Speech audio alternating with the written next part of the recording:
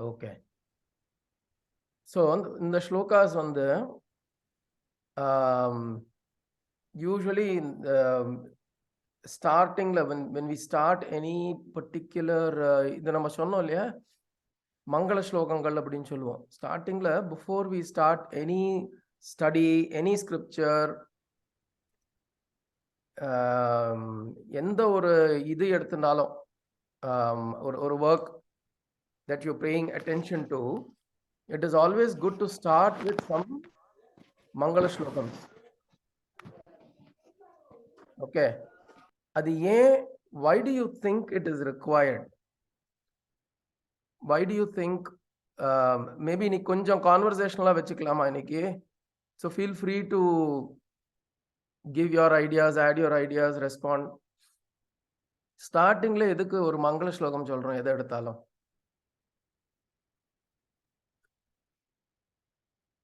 What do you think? To prepare a background for the class.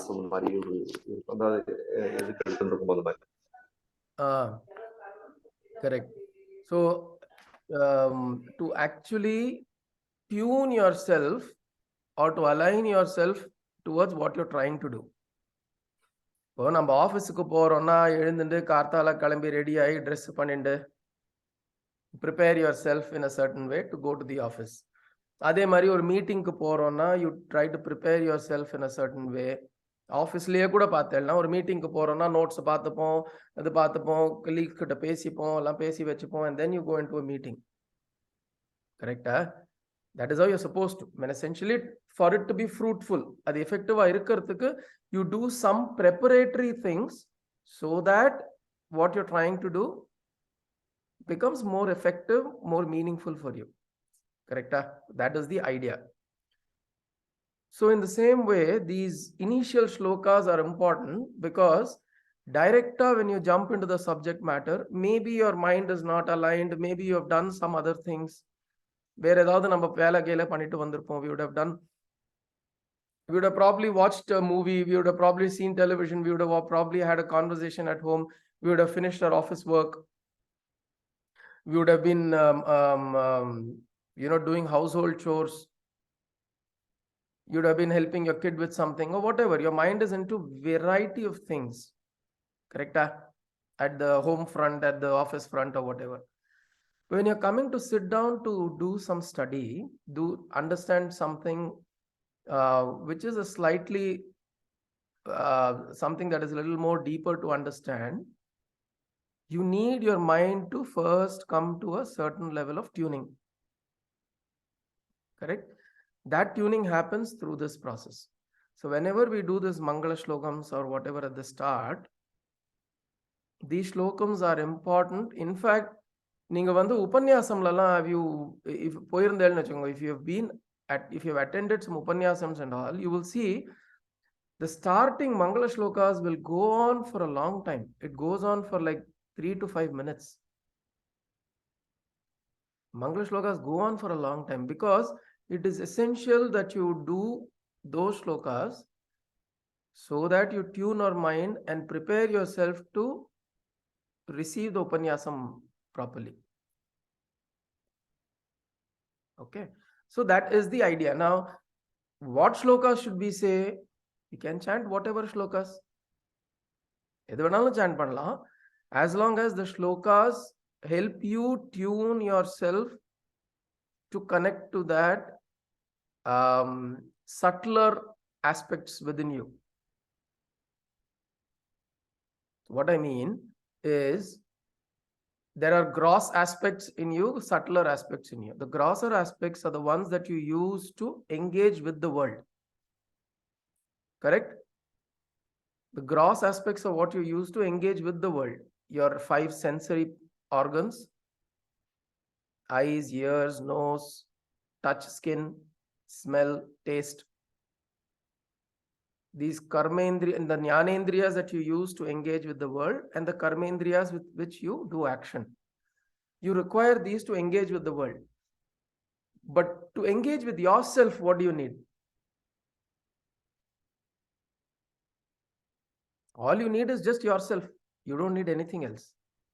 You just need your attention. என்ன தேவை? கவனம். கவனம் செலுத்துறது அப்படின்னு சொல்லுவோம்.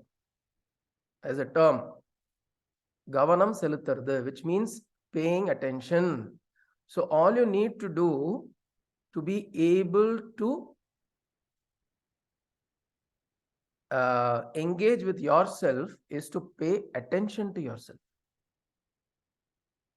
So what you're doing through these shlokas, any shloka that helps you pay attention to yourself, brings you to yourself. Even if you're talking about vakratuṇḍa mahākāya, who is Ganapati, that Ganapati is not outside there. You are visualizing the Ganapati inside you.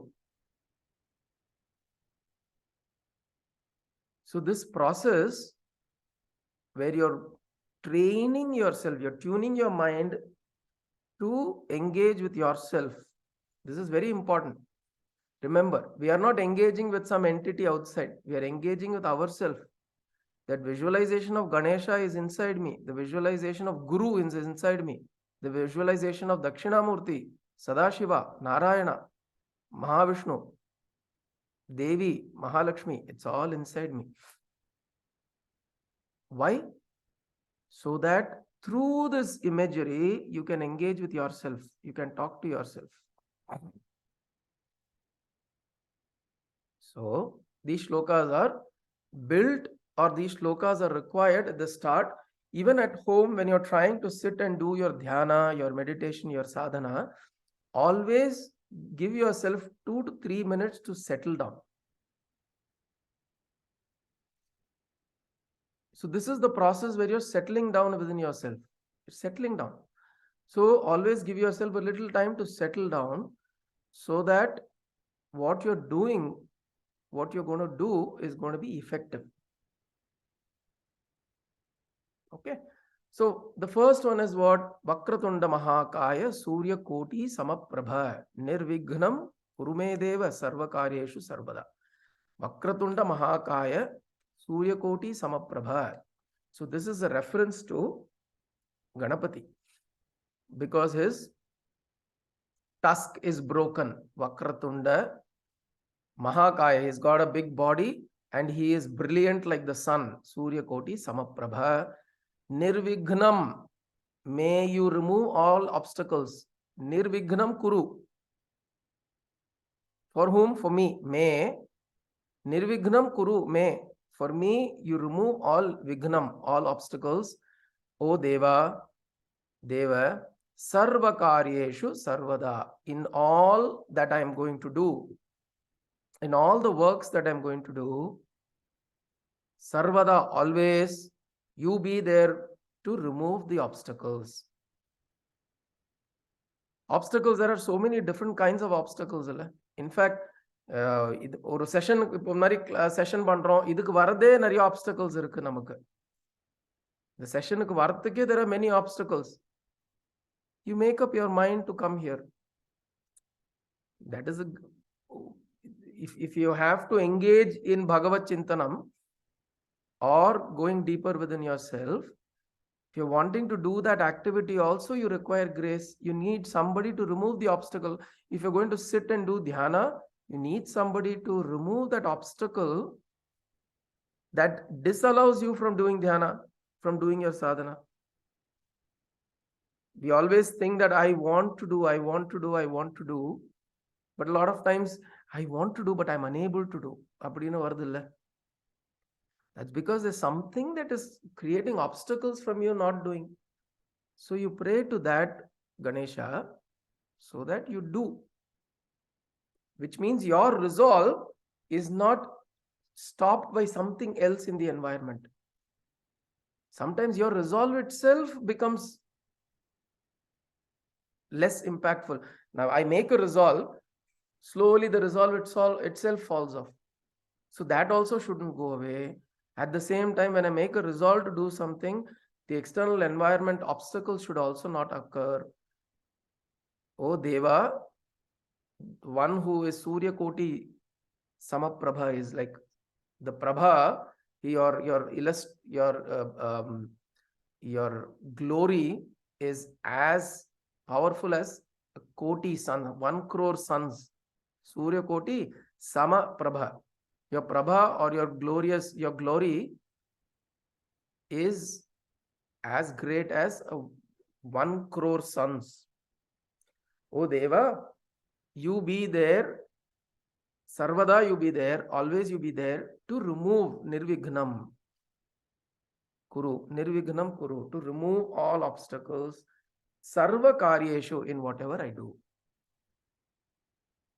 Okay, so that is the first shloka. So you usually you prostrate before whatever. Even if you don't want to think of Ganesha, don't think of Ganesha.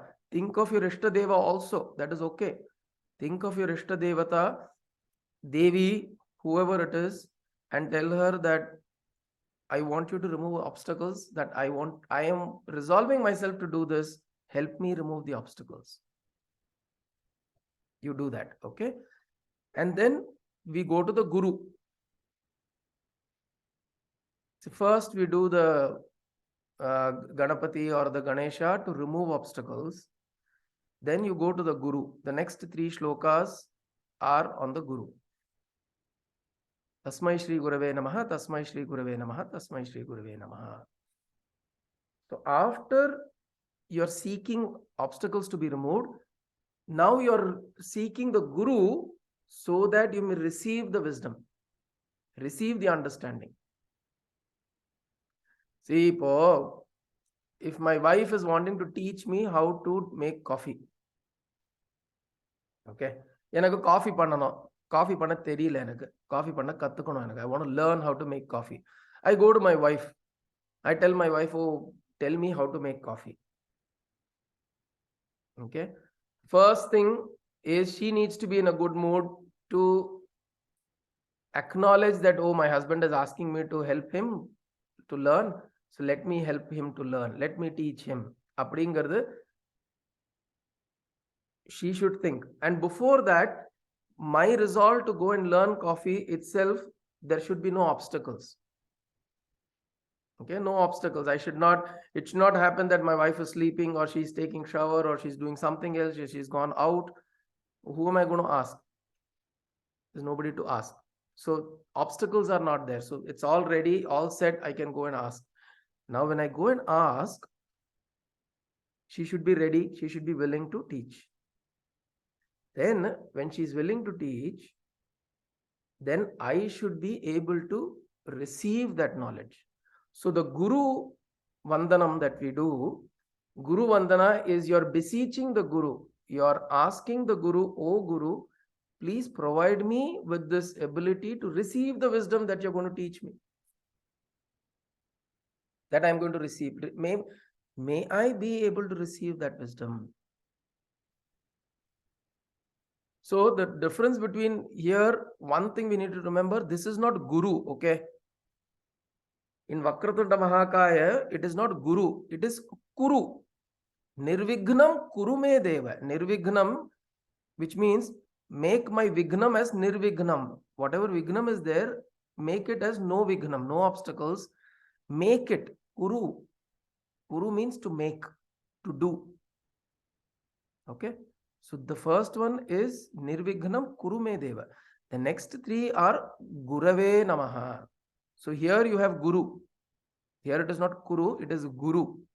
Guru is that principle through which wisdom, knowledge, understanding comes into us. It doesn't have to be a person. It could be a book also. It could be a life experience. So Guru can operate in whatever form. Guru is a principle. The principle through which understanding, knowledge, wisdom comes into me. So what we are doing here, now we are asking the Guru, oh Guru, please let this knowledge come into me and make me able to receive it. So now going back to the example, if I am going to go and ask my wife to teach me to make coffee, while she is teaching, suppose my mind has gone somewhere else. My mind is thinking something else while she's teaching me how to make coffee. I will not be able to receive that knowledge. So the Guru Tattva is also important to operate so that I am paying attention. I am able to pay attention so that the knowledge that is coming to me, I am able to receive it. Correct? Many times it will happen. We will see there is a lot of, we go to sessions, we go to classes, we go to upanyasams, wherever. A lot of times we sleep off also. Correct? We also doze off. And we don't receive it. It will be flowing, it will be coming, but we end up not receiving it. So it is always a two-way communication.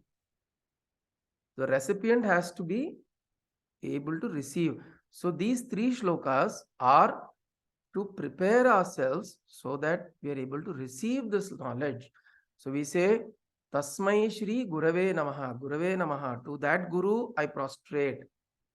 அப்படின்னு சொல்லி 3 ஸ்லோகங்கள் இருக்கு. Okay. Actually, this comes in Guru Stotram. There's a Stotram called Guru Stotram where there are many more. I've just picked up 3 from there so that we do these 3 to think about the Guru. So the first one is akhaṇḍamaṇḍalākāraṃ vyāptaṃ yena carācaram tatpadaṃ darśitaṃ yena tasmai śrīgurave namaḥ. akhaṇḍamaṇḍalākāraṃ vyāptaṃ yena carācaram. So the Guru, again, always remember this is talking about the Guru principle. That tattva called Guru, which is a principle which is required for me to receive wisdom, to understand, to get that knowledge. The Guru is the one who gives knowledge. The Guru is the one sitting inside you to receive the knowledge also.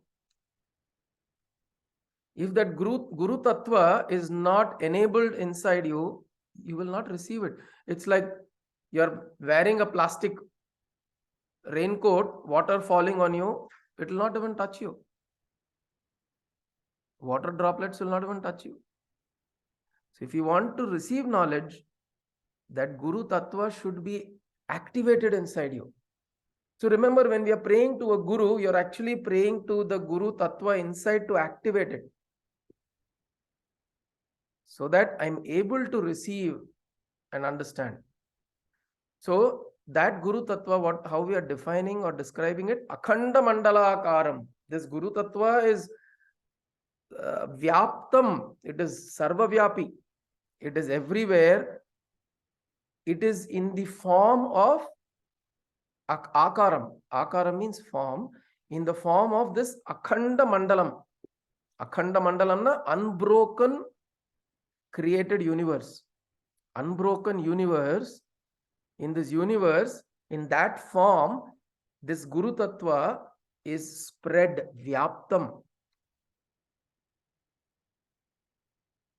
It is spread across. It is vyāptaṃ means it is pervading everything. Yena means by whom everything is carācaram, which means moving and unmoving. Through whose power everything is moving, unmoving. And that Guru, tatpadaṃ darśitaṃ. That Guru Tattva is also doing what? It is showing you the tatpadaṃ. Tatpadaṃ means what? It is showing you the truth. Tatpadaṃ means truth. That Guru Tattva is, when it awakens within you, you're able to see things clearly. You're able to understand things clearly. Tatpadaṃ darśitaṃ. By whom? Yena. By whom this I am able to see the tatpadaṃ. To that Guru, I bow down. Tasmai śrīgurave namaḥ. To that Guru, I bow down. That is the first shloka. The next shloka is ajñānatimirāndhasya jñānāñjanaśalākayā. Now it's talking about the eyes. Kanla mai poduvalla. You put this kan mai. Kajal no solluvom in Hindi. This kajal, there is a beautiful metaphor here. The metaphor in this is Guru is one who applies kajal to your eyes so that your eyes become bright. எதுக்கு நம்ம காஜல் போடுவோம்? Why do you put kajal? If you notice, when you're very small children, whether you're a boy or a girl, the mothers or grandmothers usually apply, they pull the eyes like this and they apply this kajal. They'll pull the eye and apply kajal like this. Usually it's applied at the lower eyelid. One reason is so that by doing this, the child's eye starts blossoming, starts opening up. And this kajal that is there, it has healing properties. It has properties that helps the eyes to see clearly. So that is why, and then ladies continue to wear it as a shringara, as abharana. But then the essential reason why we put that is so that the eyes are healthy and you're able to see clearly. So how is that related here? This is ajñānatimirāndhasya jñānāñjana. Anjana is the kanmai. The kanmai is called as anjana. And what anjana is this? Jnānāñjana. The kajal of knowledge. The kajal of knowledge, he applies, the Guru comes and applies the kajal of knowledge into your eyes that is closed because of ajñānatimirāndhasya. Because of ignorance, your eyes are closed and there is darkness. Ajñānatimirāndhasya. There is darkness because of ignorance and your eyes are closed. What does the Guru do?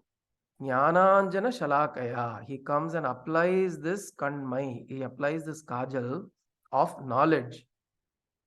And because of that, what happens? cakṣurunmīlitaṃ.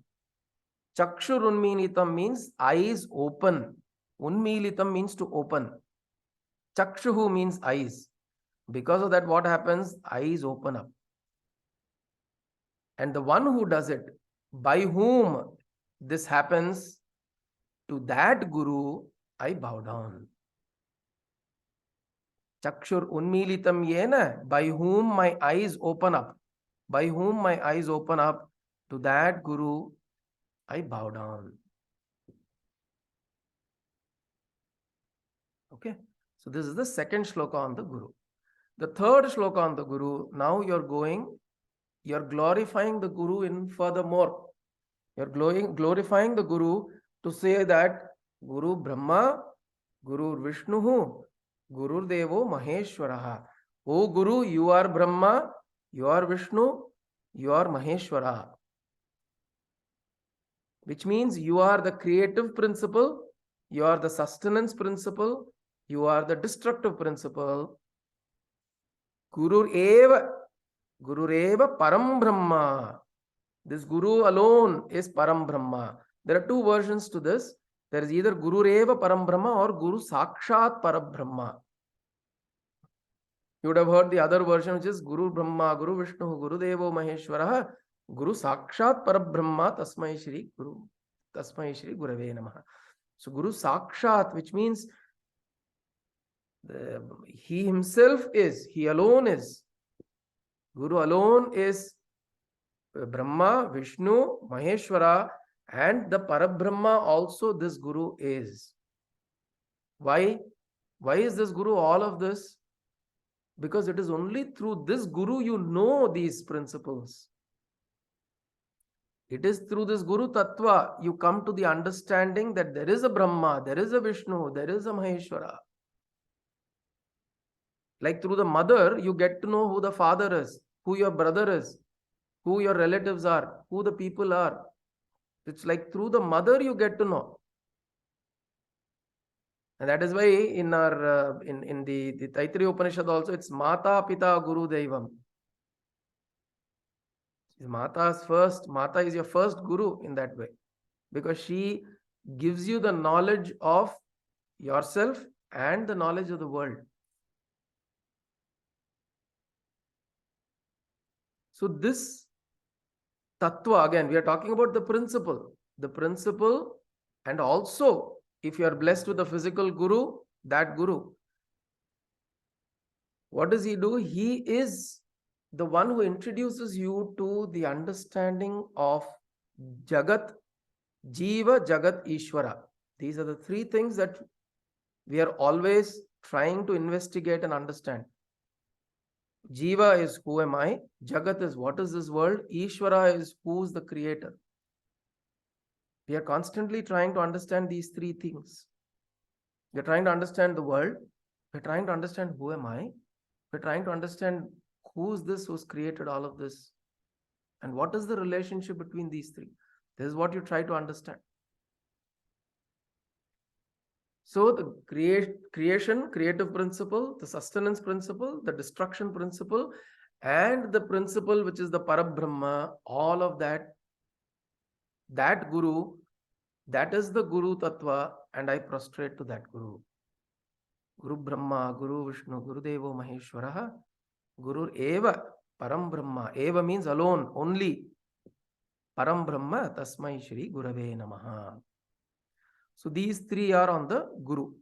Okay, so we saw first was on the Vighna Raja or nirvighnaṃ kuru me, the one who removes your obstacles.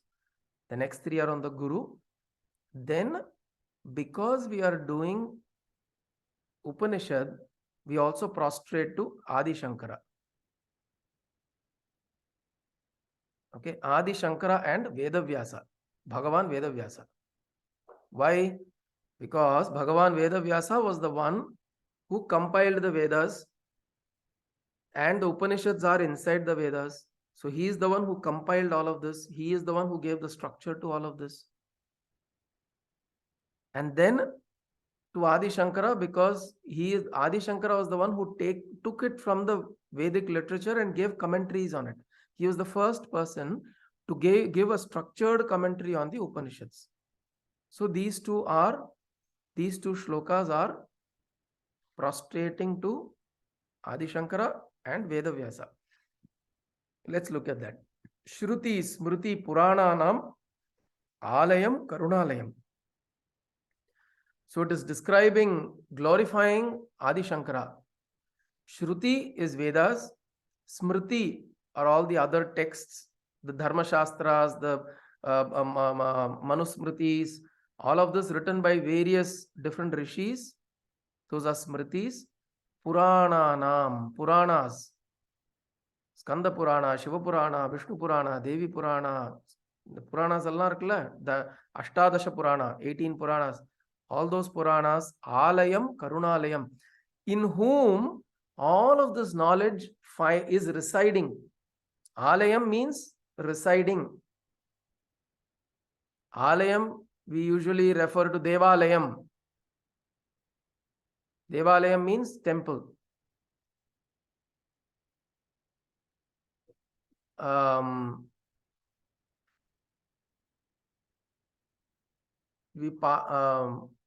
So Alayam means the place where something resides. So Shruti, Smriti, Puranas, this resides in him. In whom? In Adi Shankara, Bhagavat Padam. Karunalayam, he is also the abode of grace. Because of his grace, because of his compassion within him, that everybody should have this knowledge, he gave these commentaries, these shlokas. All of this that he gave is because of his compassion. Karuna. Namami Bhagavat Padam, I prostrate to this Bhagavat Padam Shankaram, the Shankaracharya who is known as Bhagavat Pada Shankaracharya. That is what his name is. Loka Shankaram, the one who does goodness for the Loka. Loka Hitam. Shankaram means to do goodness. Shankaraha means Sankaraha, the one who does good. Sankaroti iti Shankaraha, the one who does good is Shankara. So Shankaram means, Loka Shankaram means he does good for the world. So Shruti Smriti Purananam, the one in whom Alayam, the one in whom all of this is residing, and he is also Karunalayam. He is also an abode of grace and compassion. Namami Bhagavat Padam Shankaram Loka Shankaram. To that Bhagavat Pada Shankaracharya, I prostrate. Namami. He is Loka Shankaram. He is the one who is doing universal, who thinks about universal well-being and welfare. The next sloka is Shankaram Shankaracharyam Keshavam Badarayanam. So here we are prostrating down to Shankaracharya and Vedavyasa. Vedavyasa's other name is Badarayana. So you know the story that Shankaracharya is considered to be the avatara of Shiva, Mahadeva, Shankara. And Badarayana, whose Vedavyasa, is considered to be Keshavam. He is the avatara of Narayana. Bhagavan Vedavyasa is also known as is regarded as the avatara of Narayana. So Shankaracharya is the avatara or the amsha of Shankara. Vedavyasa or Badarayana is the avatar of Keshava, Narayana. So Shankaram Shankaracharyam Keshavam Badarayanam sūtra-bhāṣyakṛtau vande bhagavantau punah punah. Both of these people, what have they done? They have written bhashyam or commentary on the sutras. The Brahma Sutra. The sutra here referred to is the Brahma Sutra.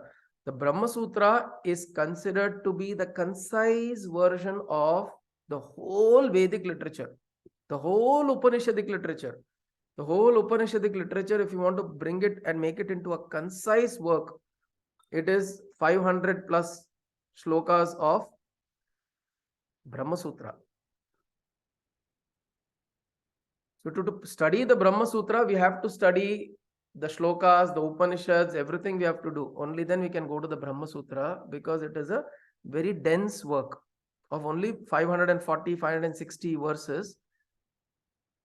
But that is got the condensed knowledge of the whole Upanishads. So they have written the commentary. Who? The Shankaracharya and Vedavyasa. They have written the Bhashya, sūtra-bhāṣyakṛtau. They have done to those Bhagavantau, to those two people, to those two Bhagavans, Shiva and Vishnu, Narayana and Mahadeva. Vande punaha punaha. I bow down, prostrate again and again and again.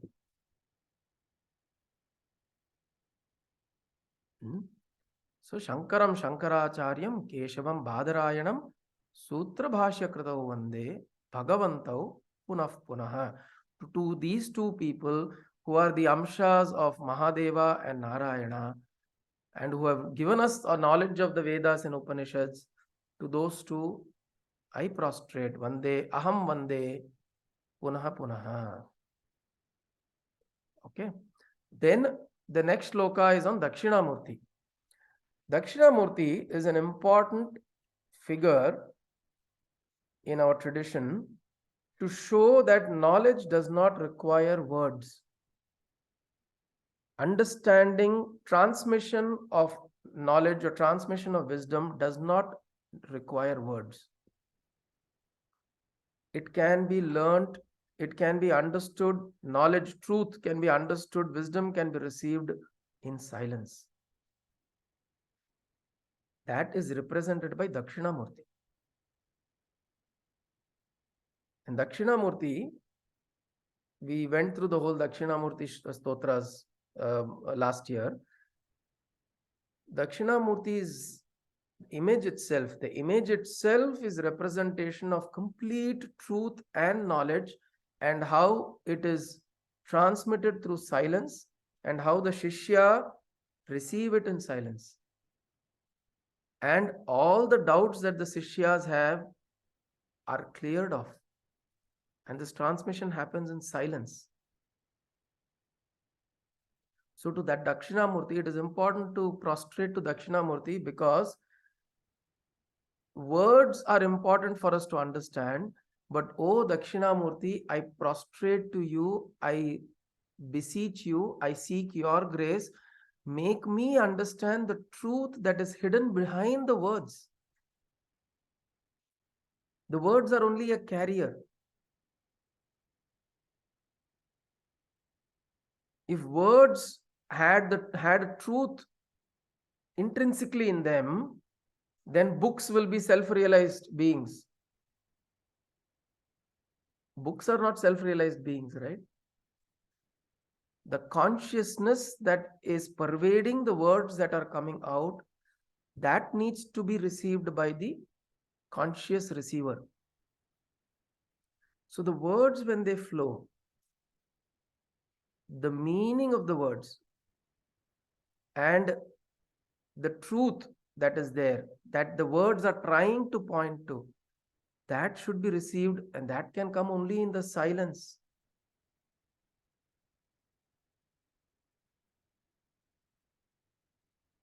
Right?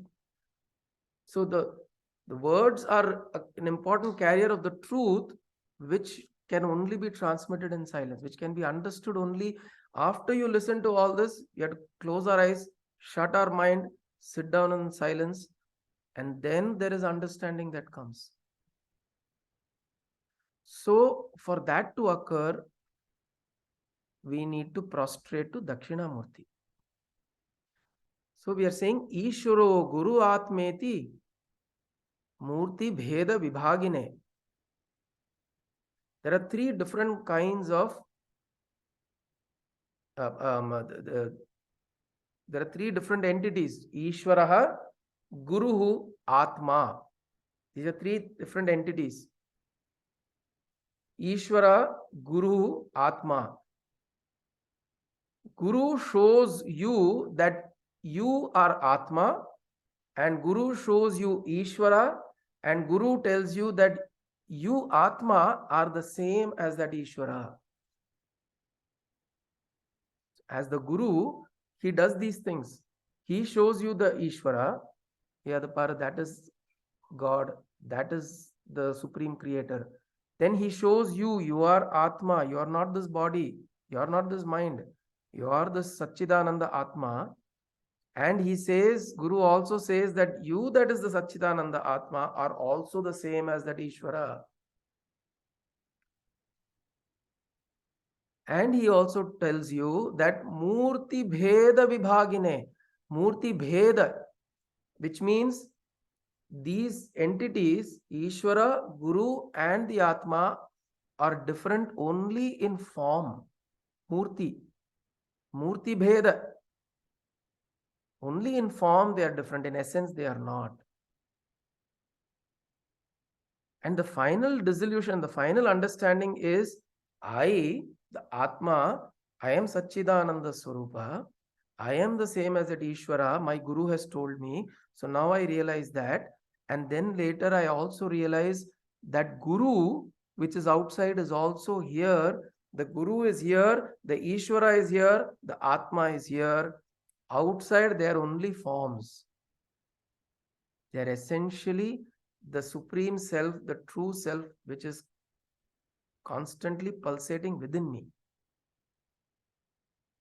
So, Ishvara, Guru, Atma iti Murti Bheda Vibhagine, only differentiated by form. In truth, they are not differentiated. And this understanding, Vyomavat Vyāpta Dehaya. With this understanding, now who gives you this understanding? Dakshinamurti. And who is this Dakshinamurti? He is all pervading, Vyomavat, like space, all pervasive, Vyāpta Dehaya, his body. This Dakshinamurti's body, who is giving you this knowledge, his body is all pervasive like the space, because he is ever present everywhere. This conscious presence is everywhere. To that Dakshinamurti Namaha. Dakshinamurtaye Namaha. So that is why we invoke Dakshinamurti. The next two shlokas are essentially prostrating to the whole Guru Parampara. Because teachings always come through a parampara. It comes through a certain parampara. Somebody has taught someone, somebody has taught that person, somebody has taught that person, and it's a parampara. It's always a parampara. One learns from a guru, that guru has learned from his guru, that guru has learned from his guru, and so on and so forth. So in the Shaiva parampara, Sadashiva is considered to be the Adi Guru. In Vaishnava parampara, Lakshmi Natha Narayana is considered to be the Adi Guru. So we do both. We'll say Sadashiva Samarambham, starting from the Sadashiva Samarambham, Arambham, starting from Sadashiva, Shankaracharya Madhyamam. In between, we prostrate to Shankaracharya because he is the one who brought this knowledge to us in easily understandable words, by means of shlokas, mantras, commentaries, songs, bhajans. He is the one who brought it in simplest forms from Madhyamam, in the middle. Okay? Sadashiva Samarambham, Shankaracharya Madhyamam, Asmat Acharya Parya, till my guru, till my teacher, till the person who's teaching me, I bow down to the whole parampara. Vande Guru Paramparam, to the whole Guru Parampara I bow down. And the same thing here, we say Lakshmi Natha Samarambham, starting with Mahavishnu, Narayana, nātha-yāmuna Madhyamam. These are two saints, Natha-munigal and Yamunacharya. These are two Guru Acharyas in the Vaishnava Parampara who upheld the Vaishnava Sampradaya, who are essentially instrumental in upholding the Vaishnava Sampradaya. And then later Ramanuja, who's Yamunacharya's disciple, he came and spread Vaishnava Sampradaya. But he also holds his gurus as the most supreme. So that is why their names are appearing. Natha-munigal was important because he restored, or he was the one who kept the Divya Prabandham. Those who have heard of the Divya Prabandhams, the Divya Prabandham, 4,000 Divya Prabandhams, he was the one who kept it safely so that when Ramanuja comes, he can spread it. So Natha-munigal and Yamunacharya, these two Madhyamam, in the middle, because they upheld and they were fundamentally responsible for Vaishnava Sampradaya to spread. Lakshmi Natha Samarambham, nātha-yāmuna Madhyamam, Lakshmi Natha Samarambham, nātha-yāmuna Madhyamam, Asmat Acharya Paryantam, till my Guru, Vande Guru Paramparam. I bow down to this whole Guru Parampara. Okay. So that is why we do these shlokas. Now this Purnamada Purnamidam, we will look at it next session because this is part of the Ishavasya Upanishad. So this is what we do as your initial Mangala Slokas. Okay.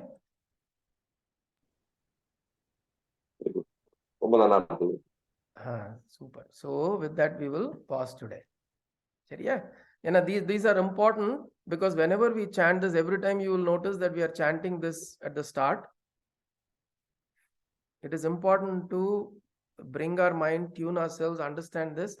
And then when we go into the actual study, then all of these forces, even the words may not make sense, but the truth will reach. The understanding will come once we submit ourselves to these forces that are greater than us, which we require to invoke so that we understand. Okay. Jai. So we'll pause here today. Om Om Asatoma Sadgamaya Tamasoma Jyotirgamaya Mrityorma Amritam Gamaya Om Shanti शांति शांति। ओम पूर्णमदः पूर्णमिदं पूर्णात् पूर्णमुदच्यते पूर्णस्य पूर्णमादाय पूर्णमेवावशिष्यते। ओम शांति शांति शांति। ओम कायेन वाचा मनसेन्द्रियैर्वा बुद्ध्यात्मना वा प्रकृते स्वभावात् करोमि यत् सकलं परस्मै नारायणायेति समर्पयामि। सदाशिवायेति समर्पयामि। जगदम्बिकायेति समर्पयामि। सद्गुरुनाथायेति समर्पयामि। हरि ओम तत्सद्गुरुभ्यो नमः।